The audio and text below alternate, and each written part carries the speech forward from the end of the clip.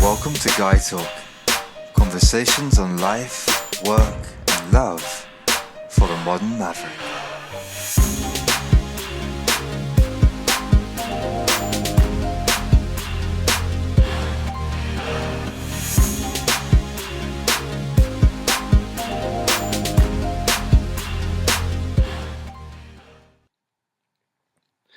Ladies and gentlemen, hello and welcome to Guy Talk. Guy Talk is a series where I talk to the modern maverick or free-spirited individual about what it means to be a man of excellence today. A man of excellence in this context is someone that's been on a journey to find their sense of meaning or purpose in life. This is an individual with a certain boldness of spirit and often a burning passion. Someone that has prized their quest for personal purpose or meaning in life above all else, and therefore it's not necessarily someone who follows the ordinary path for men in Western societies these days. Many of these men have fantastic and powerful relationships with women, and the appreciation of beauty is one of the core themes that we will be exploring throughout this series. Many of the men and women I will be interviewing on this podcast are members of a community called the Ars Amorata. The Ars Amorata is a philosophical movement founded by Zan Perion, and at its core are a set of principles which celebrate the art of seduction, the rebirth of romance, and a lifelong quest for beauty and adventure. I will leave links below the description of this podcast to the websites of Zan and the Ars Amorata so that you can discover more about this great movement for yourself. So my guest today is a chap called Rich Thompson. I first met Rich a couple of years ago now, or it seems like a couple of years. It was maybe shorter than that, at an Ars Amorata conference.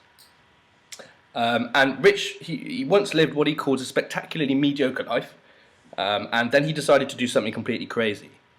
So he quit his dream corporate job, put his business in a backpack, and spent the last 3 years traveling the world while running his business and an inspirational blog. So he's hiked mountains, he's seen 4 continents, and even abseiled face first down a 50-meter building dressed up as Spider-Man. Fantastic.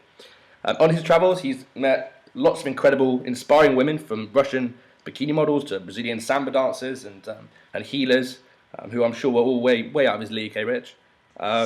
He's also recently recorded an online TV show with Zan Perion about following your purpose, what women want, and becoming a man of excellence. So, Rich, welcome, buddy. It's an absolute pleasure to have you here. Thanks, Sam. It's good to be here. I'm very honoured and inspired to be part of your great project. I love what you're doing, and yeah, I think there are a lot of men out there that are starting to get really fed up with the superficial drivel shared on social media and going around and looking for something with a bit more depth and meaning. Don't know why you've got me here for that, but I'll give what I can. Fantastic. So I've discussed the format of this particular interview with Rich beforehand, and we've decided that the best thing to do would be to hear Rich's stories. He's got some fantastic stories to share, which I'm sure will be beneficial for all the listeners. Lots of takeaways. So what we'll do then is we'll let Rich tell his 3 stories, and so that we can get a bit more of an idea about who is this guy, how he's managed to unplug from the corporate system, and how he's managed to live this life now, which is absolutely inspiring. Where he's kind of like a nomad. He's running around the world with his backpack and his freelance job, inspiring guys and girls as he goes, and just letting us all know really that it is doable. You can follow your passion. You can find your passion if you don't know what it is, through courage and basically a fighting spirit to find what's really important for you. So, Rich, buddy, let us know. Let's hear a bit more about your story. Sure. The first story I've got, I'm going to call it turning points. I think there's every period in a man or woman's life where they have key moments where they have a moment of shift. They have a moment where they might be a bad moment where they feel really challenged, or a moment they feel really inspired and it propels them on to the life they want to live. So it's the first story, turning points. So start with a massive moment in my life.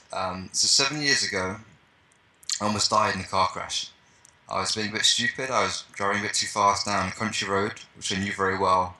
And suddenly I lost control of the car, and I was heading 60 miles per hour head on with a tree for pretty much certain death. I managed to get out of that. My car went into a skid, and suddenly I've lost control of the car and I'm skidding into a load of forest, a load of trees, my life completely out of my hands. I mean, these are moments you hear about. Do you see a light at the end of the tunnel? Does your life flash before you? And actually, the moment it was happening, I could have very easily had 2 seconds till impending death. I wasn't thinking about myself at all. I was thinking about my family and how they might take it, how my loved ones might take it, which was great that I was thinking about other people. But the really sad part was I didn't think for a moment about my life and the dreams I have and that it was ending. I was in a period of my life where I was very uninspired and have much meaning. And that moment really made me think because up until then I'd led a pretty reasonably successful life. I've always been very good academically. But I just graduated during the worst economy for 70 years. And for the first time in my life, I was, applying for jobs that I didn't even want and getting rejected, not even getting down to the first round of interview. It was quite depressing. I'd lost all hope. I was kind of a bit down. I was uninspired. And this really gave me a kick, and I'd given another opportunity to live a more inspiring life and what I was going to do with it. So I went back. I'd been rejected by a company that I really wanted, and I said, you know what, I'm going to go back and fight for it. So I went back and somehow ended up getting this dream corporate job working for L'Oreal in London, which is someone that's in marketing and sales, fantastic company. I was working with really young, innovative, entrepreneurial people, and I did. I thought I had the best job in the world. We had free 5-star holidays. We played football tournaments as part of L'Oreal around the world with some amazing people, and I had it. I had one of the coolest jobs I thought for my industry at the time. And it was great for a while. But then I remember reaching a point, it was on a Saturday, it was 3 o'clock in the afternoon, and I was sat there in my dressing gown, eating a tub of Ben and Jerry's, and I was just watching a football match, and there was someone who was 5 years younger than me just scored an incredible goal. And I thought to myself, when I grew up, that's all I wanted to be was a football player, and this guy had that dream too, and he made it happen. Why haven't I done that? Why haven't I done the dreams I want? Yeah, I had a cool job, but I've always dreamed of traveling the world and going to new places and learning new languages, and I'm not doing any of it. This isn't the life I want at all. And so I went on a holiday, it was kind of the first holiday I'd had for a while, a week away, really time to relax and de-stress. And I saw the film The Bucket List with Morgan Freeman and Jack Nicholson. And we haven't heard of the term the bucket list. It's from the phrase kick the bucket, which is a kind of a euphemism for saying someone's died, and they wrote down a list of all the things they wanted to do before they died. And so I got quite challenged and inspired by this, and I wrote down all the things I'd want to do before the age of 30. I wanted to travel, learn Spanish, do all these amazing things. And I had this moment that said, are any of these things going to happen in my current situation? In my current job where I have no time, I'm working like crazy? And the answer was no. And I kind of buried that thought under the ground for a while. And then I had a really stressful time at work and in my family life. They say bad news comes in threes. Everything was just on top of me. It was a really difficult time. And even though I'm usually a pretty chilled out, relaxed guy, I had such bad stress that I had to go to the doctor, and they signed me off and said, you can't go for work, you have to take time off. And I was in such a bad place. I had a headache for a week. My mind was so elsewhere. I stepped out in front of 2 cars just while crossing the road. Just wasn't there mentally. So I had some time to rest and recover. And I was like, what am I going to do for this week? I've got this week off. They wouldn't let me come back into work. And so I started to read. And I used to read all the time. I started to read some of the great books I loved. And they really challenged me. They really, really hit me hard. And one of my favourite quotes, which I think should be plastered on every wall, not many people know, it's by one of the presidents, I think it's Theodore Roosevelt. If it's not the critic that counts, it's the man who's actually in the arena, whose face is marred by dust and sweat and blood, who errs and comes up short again, but who spends his time in a worthy cause with great devotions. And even if he fails, at least he fails while daring greatly. And I love this. He goes, and he will never be among those cold and timid souls who neither knew victory or defeat. And I was like, wow, I don't want to be in this job. My heart was saying, I've got to go. I've got to go do what I want. My head was saying, you're an idiot, you had this amazing thing. And I thought, do I want to be looking back when I'm older and thinking, I wish I'd done that. I wish I'd done that. Just because I'm afraid. And there's another great quote I love, which is just fortune and love favour the brave. So I took a big risk and I said, I've got to go, I've got to do it. And everyone says I was crazy. I handed my resignation, And even though most of my kind of work stuff would be more like humorous, the leaving speech is really, really thoughtful and challenged a lot of people. And I was like, why are we living this life where we're putting our health and our stress and our dreams and our passions at risk just for a paycheck, just for work? There's something not right about it. So that's my first story and my first learning point, I guess, is you've got to find what you want in life, and you have to have the courage to go for it. I go back to that quote, fortune favours the brave. If you're just there going, and a lot of people do, they read these books, these self-help, they go on these podcasts, they go, oh, I want to do this contribution, whatever. That's nice, but you've got to back it up with action. And it's funny, because one of my kind of main failings in life had always been the talk was good, the dream was good, but I never backed it up with action. And now I'm the biggest evangelist for action out there, because you have to be. In life, you've got to go ahead and do it, and you've got to seize these opportunities. Too many people are passive and, the dream will come, it's meant to be, it's destiny. Yeah, that's true, but you've also got to go out and grab it, and you've got to take some risks. It's better taking risks in life than looking back later in life and regretting what you could have done and what you could have been. Wow. Well, thanks, buddy. That's absolutely inspirational. I love everything that you have to say. I think, for me, the greatest inspiration about you is your boldness. As you mentioned there, it does take an awful lot of courage to unplug yourself from the system in which you've been told that you need to fit. And talking to the listeners here, I don't know if any of you have had a chance to meet Rich, but he's definitely a person that will leave an impression on you, and I definitely encourage you to reach out to him. Yeah, exactly. His crazy hairstyles. So the thing about Rich is that he's living his life the way, and he's designed it the way he's wanted to, and I love that idea of a call out to action. I think that's absolutely huge for any guy out there wanting to design the life that he wants to live. Rich is just an example that it's absolutely doable, but you do need to act. So, thanks, buddy. Let's move on to your second story, and yeah, take it away. So my second story, which I called "Living the Life You're Meant to Live," which sounds a bit American and cheesy looking back. So I guess the first story was finding what you want, and I don't think this is necessarily kind of big soul searching. I think it's something you intuitively know when you're on the path, when you're inspired, and when you're not. And this is more the practical of how you made it happen. So going back to I love quotes. I love one of the things that moves me most in life. Another one that hit me hard was a quote by Henry David Thoreau. It said, "The mass of men lead lives of quiet desperation," which is just ouch, quiet desperation. So painful as a man. Like one of the worst insults you can have as a man is to be like desperate or needy or even quiet. And a lot of people do. So my first step would be stop living a life of quiet desperation. At least lead a life of loud desperation. So you get annoyed about it and go on and do it. So two other, I guess, stories, things that impacted me that propelled me on. One is a great parable. It's called the parable of the Mexican fisherman.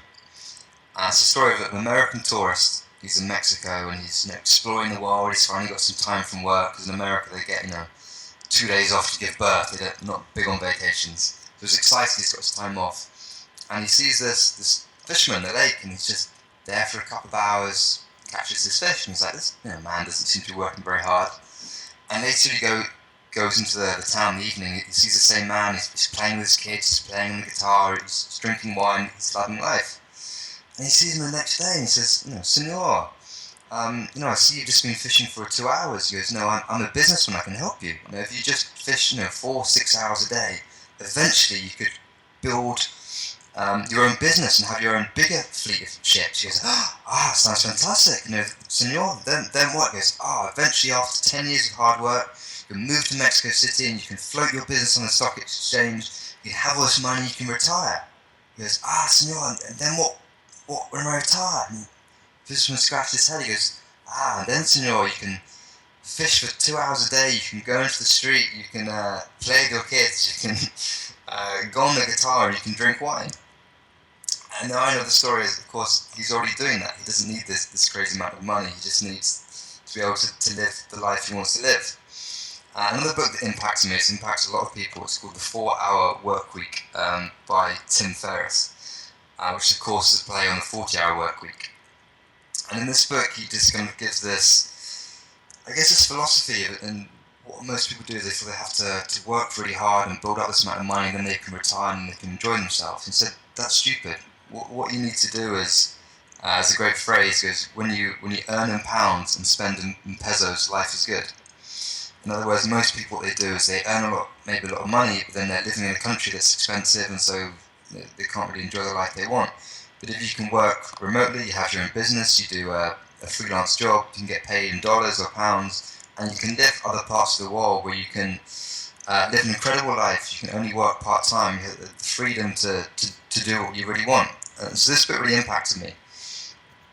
And to cut a long story short, after a lot of hard work, I mean, people like to say, working on the beach and working while traveling is an easy life. It is an amazing, awesome life, but don't forget you have to hustle. I spent 2 New Year's Eves working till 4 a.m. making it happen. But eventually I got a job. I started a freelance marketing business where I can work and travel. And for me, and everyone's different. For me, I love travel because travel encompasses everything I'm passionate about. I love beautiful nature. I love to learn about histories and new cultures.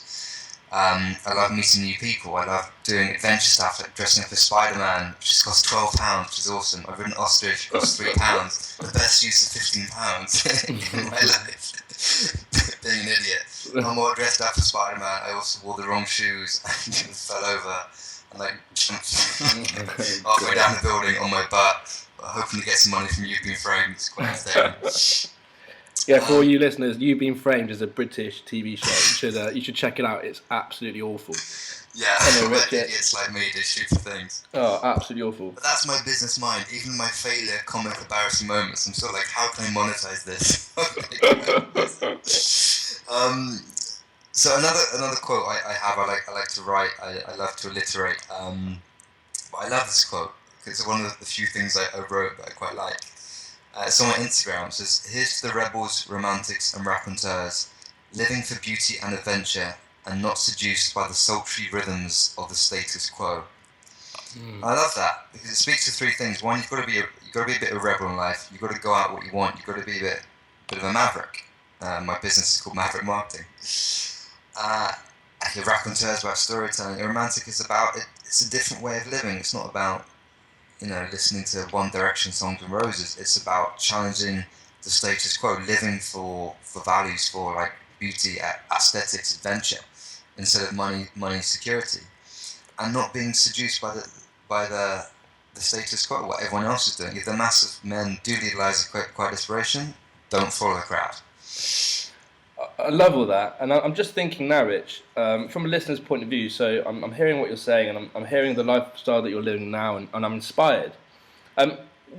What would be some practical advice that you could give to guys out there that feel disillusioned with their current lifestyles? That maybe they're in the city, maybe they're in a dead-end job that's not getting them anywhere.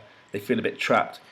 What would be your practical pieces of advice to these guys to really start travelling forwards in a direction that's gonna be right for them? Sure. Number 1 would be change your way of thinking. I've given lots of practical advice. People have asked me about things, and I've gone through the practical steps. But if someone doesn't look at the world a certain way, they won't get it. It's just outside their reality. So I'm quite lucky. I'm in marketing, so you're always trained in thinking of being different. Being unique, that's part of the culture of a marketer. Some people might not have that background. You've almost got to trade your mind in terms of things that these are possible, because you spend so much of your life what's been brainwashed by culture into this is the way to live. You have to work a 9 to 5. You have to do this. You have to start reading up and meeting people that lead a different kind of life, see the world in a different way, and start to change your mindset of this is possible. There is an alternative. Because if you don't understand the way of thinking, you'll just never get it. And the second thing is, don't be an idiot. There are lots of bold people that are in, I guess it's kind of inspirational personal development stuff that just like, go quit your job, do what you love. Don't be an idiot. You've got to have enough savings with you to have these options. You've got to have the network. You've got to have the opportunities. But if you're seriously thinking about this job isn't right for me, you've got to put in the work on evenings and weekends. of building your network, finding out exactly what you want. You've got to put in the hard graft. You don't just say, right, I'm going to go quit my job into nothing. That's just crazy. There are a lot of people that say to do that, and it's inspirational, it's great, but don't be an idiot. You've got to build up your security net, and you've got to make that transition as well, and do it in a sensible way as well. Fantastic. And listening to you speak here, it sounds like faith is also an important part of this particular journey. I'm just wondering again, how would you define your biggest challenge in unplugging from the corporate lifestyle and finding your own path? There must have been some pretty bumpy roads on the way. I'm just curious to find out what you'd say your biggest challenge has been in engineering this new path for yourself.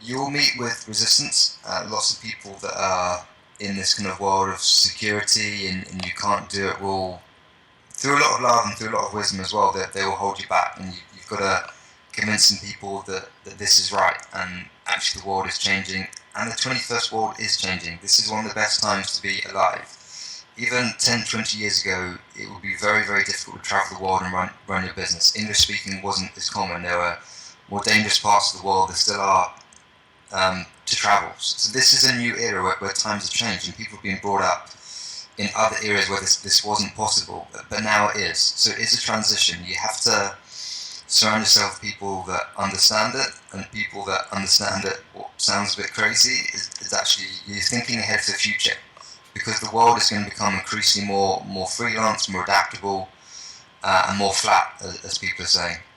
So the right people, and this isn't easy. This isn't a job where you get the nice, paycheck that comes every week. I have to fight for my paycheck. Sometimes I waited 2 or 3 months to be paid. I thought, we're going to lose some big clients, and there is stress. I'm not going to pretend to people it's all, fairy tales and dandies and flowers and everything is beautiful. It is hard. There are challenges to everything, but ultimately for me, the life I live, it makes it worth the challenges.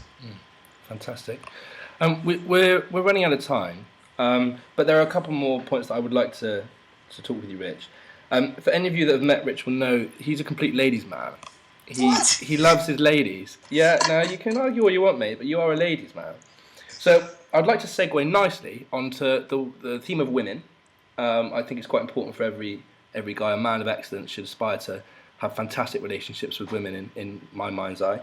So you've got your website, which is the QLC, which you can tell us a bit more about in the next couple of minutes. But firstly, just touch upon your relationships with women, Rich. In particular, how they've they've been your muse maybe in the last couple of years, and tell us a bit about some of the more interesting encounters and relationships you've had on this journey. Like, he's beaming through the screen here, so this should hopefully be good. I'm laughing because I always find it more entertaining to talk about the failures and the funny stories.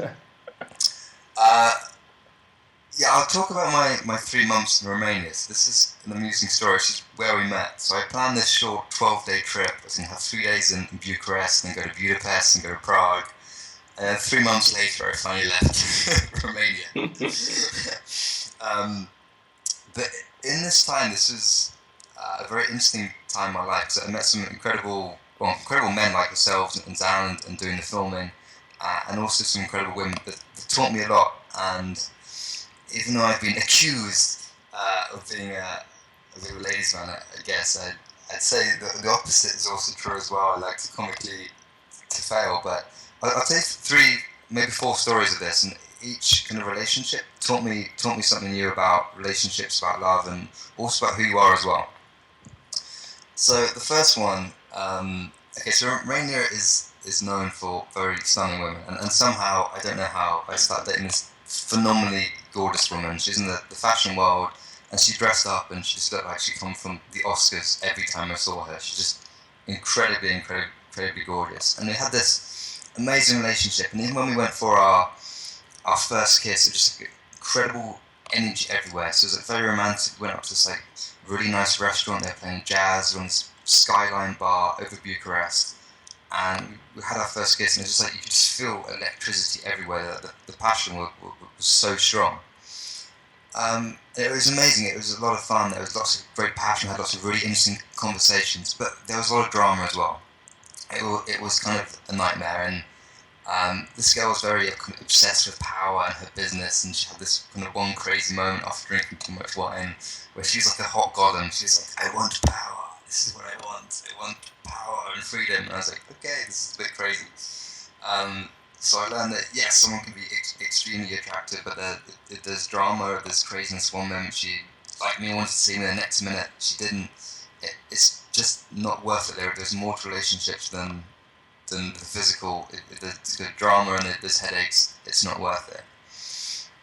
And so then, kind of a few months after, I met this really incredible girl. Who just when you meet someone, just like you have the most incredible inner beauty. So even like small things, like I mentioned a drink I liked, and the next day she'd have like gone and bought a whole bottle of it, and she just so sweet, just Sounds like my took care gran, of me. mate. Sounds like my granny. I wasn't dating your gran, I Oh, promise, man. okay. That'd be weird.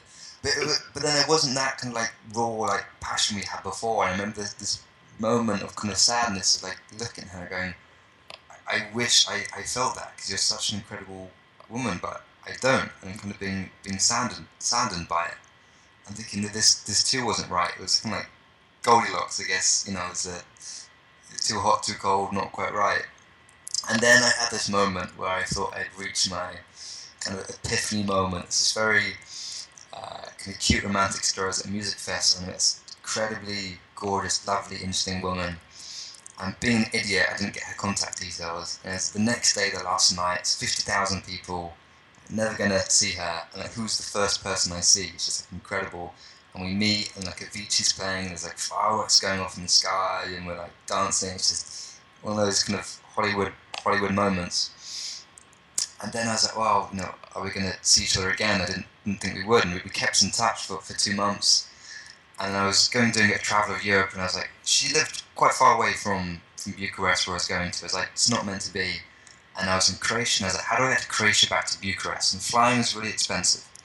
And it worked out the only way to stop over was in Belgrade, in Serbia. I was like, how do I get from Belgrade to Bucharest? And the only way there was to stop over at this city, which is where she lived. So I was kind of on my path to see it anyway. I was like, this is fate, this is destino, this is beautiful. So we met, had an incredible day, evening out. I remember sitting back, we had one of our conferences and talking, and I was kind of sitting in my mind going, yeah, I had these 3 months in Romania, I learned these things and didn't work out. And now I found it, like, I've evolved, I've transcended, I don't need anything more to learn. And of course it abjectly failed in one way or another, leading to this comical moment when I realised that it wasn't going to go anywhere. And they had this like French music playing, and we're drinking wine, and I was being a bit drunk and emotional music. And this is up leaving my group of friends and like going back and sobbing by myself on the couch while my flatmate was loudly having sex next door. So they had this comical moment where it's just someone going, oh, be with me all night long, you're so good. And I'm like, please don't, I'm trying to sleep. So I'm like crying on the couch, and I go out the streets of Bucharest at 5 in the morning, just like sobbing tears down my face. But I learned something else from that, and the most important lesson was, one, I think I built up this romantic fantasy in my mind that everything was perfect, and it wasn't. And I was very committed to making it work, making things happen despite the distance. And even though she cared for me a lot, she wasn't. She had a job, and I'm this crazy guy that travels the world. She was very much about like security and things. And I just realised we didn't see the life the same way. We weren't right, and I had my blinders on. And then this is the happy story at the end. I went on about 2 weeks later to Budapest. And sometimes in life you have these moments where you see someone, there's just something about them. There's kind of this energy about them. I have to speak to this person. And we were talking, and I was trying to be cool and talking about how I work and travel and all these things, trying to be funny. And she was like, yeah, okay, whatever. And then I just had this moment, we're about to pass this Budapest Parliament night, it's a very beautiful building. I just had this like rush of inspiration. I just kind of went on this like Shakespearean monologue about passion, living what you want, about how I'm like so annoyed and disillusioned about the dating game people play, and speaking from the heart and going after what you want. And I was just like, oh, what did I just say that? I was like really uncool, I was really vulnerable. And then she just looks at me and she's like, wow, you just got 10 times more attractive.